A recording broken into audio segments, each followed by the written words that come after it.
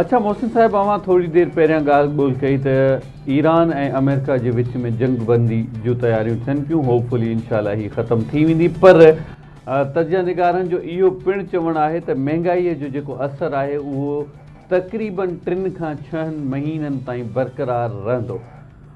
ऐं जॾहिं त ही बजट हिकु साल जे लाइ, इन जो मक़सदु आहे त अधु साल जे लाइ त इहा ई साॻी महांगाई रहंदी, अञा बि वधी सघे थी।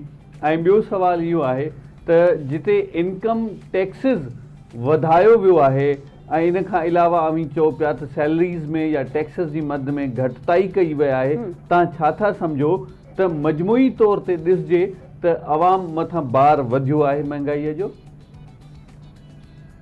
न ॾिसो, महांगाई जो भार न आहे वधियो, अञा न, सवाइ पेट्रोल जी क़ीमतनि जे करे ऐं बिजली जे बिलनि जे करे। इन खां सवाइ जेके प्राइसिस आहिनि शयुनि जूं, उहो इन्फ्लेशन जो रेट जेको सरकार ॿुधायो आहे उहो हिन भेरे 6.4% ते बीठो आहे, हालांकि टारगेट जो वधीक हो। अॻिले साल में हिननि एतिरो ई टारगेट कयो, 8% जे क़रीब लॻभॻि महांगाई वधंदी। त तंहिंजे करे पहिरीं ॻाल्हि त पाण अचूं था अमेरिका ऐं ईरान जी जंग जेका हाणे इनशाला ख़तमु थियण वारी आहे, हिन जो सिर्फ़ु हिकिड़ो इम्पैक्ट आहे। उहो इम्पैक्ट इहो आहे त ख़बरूं इहे आहिनि त अमेरिका ईरान खे 2 महीननि जे लाइ इजाज़त ॾींदो तेल विकिरो करण जी, ओपनली जंहिंखे वणे ॾे, हीअं त कोन थो ॾेई सघे।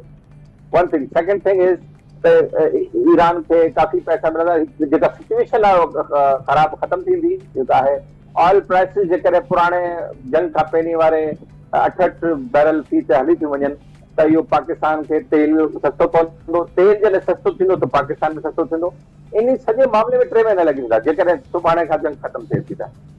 हाणे तव्हांजो तेल जेको आहे तव्हांजो हलियो वियो 275 ते, हीअं 370 71 ते पहुची वियो आहे, ऐं तव्हांजो 100 रुपया अञा घटि थी वियो। हिकिड़ो सुठो रिलीफ हूंदो ईंदड़ 3 महीननि में, पर इन जो इम्पैक्ट थींदो। तव्हां जेके ख़रीदारी थींदी आहे तेल जी, हुननि खे महीनो लॻी वेंदो आहे, पोइ तेल पहुचे, पोइ मार्केट में वञे, आम माण्हू यूज़ करे, उनजो तेल जो असरु घटि थींदो। हाणे तेल लाॻीतो घटि थींदो, इहा मां तव्हांखे प्रेडिक्शन हाणे कयां पियो त तेल हाणे लाॻीतो घटि थींदो। हाणे ॾिसूं जेकॾहिं इंटरनेशनल प्राइसिस 68 बैरल ते अचनि थियूं ऐं हुन खां घटि अचनि थियूं त तेल अचे वापसि, त हीअ त अमेरिका ईरान जंग जो डायरेक्ट इम्पैक्ट आहे। ॿियो, जेकॾहिं ईरान पाकिस्तान खे अञा तेल जे करे सस्तो ॾिए थो ऐं सवलो बाहि जल्दी पहुची वेंदो, त पाकिस्तान में हिकिड़ी इकोनॉमी जी नई राह खुलंदी। ईरान सां वापारु, ईरान जे थ्रू सेंट्रल एशिया सां वापारु हिकिड़ो ज़बरदस्त अपॉर्चुनिटी पाकिस्तान जे लाइ आहे। ॾिसो हाणे उहो ट्रांसलेट कीअं थी थिए माण्हुनि खे फ़ाइदे में। ईरान ऐं जंग जो मां तव्हांखे ॿुधायो त हिकिड़ो डायरेक्ट असरु आहे। ॿियो, पाकिस्तान खे ॾिसो, हींअर पाकिस्तान खे कर्ज़ वापसि करणा आहिनि, हर साल थींदा आहिनि। हिन दफ़े बि 6,000-8,000 अरब रुपया वापसि करणा आहिनि। फेडरल गवर्नमेंट 7,220 अरब रुपया कर्ज़ वठी पंहिंजो ख़र्च हलाईंदी, जंहिंमें इहे वापसि करणा आहिनि कर्ज़, नवां वठणा बि आहिनि। इहो मसइलो आहे। हिकिड़ी शइ इहा आहे कि तव्हां ॻाल्हि कई आहे टैक्सिस जी, त टैक्सिस एसेट वधिया कोन्हे, टैक्सिस हिननि घटाया, इनकम टैक्स घटाई आहे। हिन वक़्तु जंहिं माण्हू जी पघार 1,80,000 रुपयनि खां घटि आहे, हुनखे टैक्स न लॻंदो को। 1,80,000 महीनो, 1,80,000 खां मथे जेको जंहिंजो टैक्स आहे, जिनजी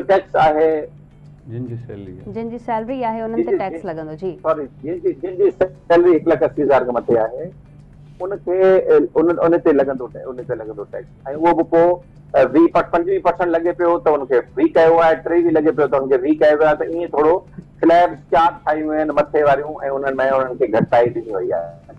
इनकम टैक्स जेके सैलरीड क्लास आहे हुनजे लाइ कोई इशू न आहे। इहो हिन जो फ़िलहाल 2 शयूं अहम आहिनि।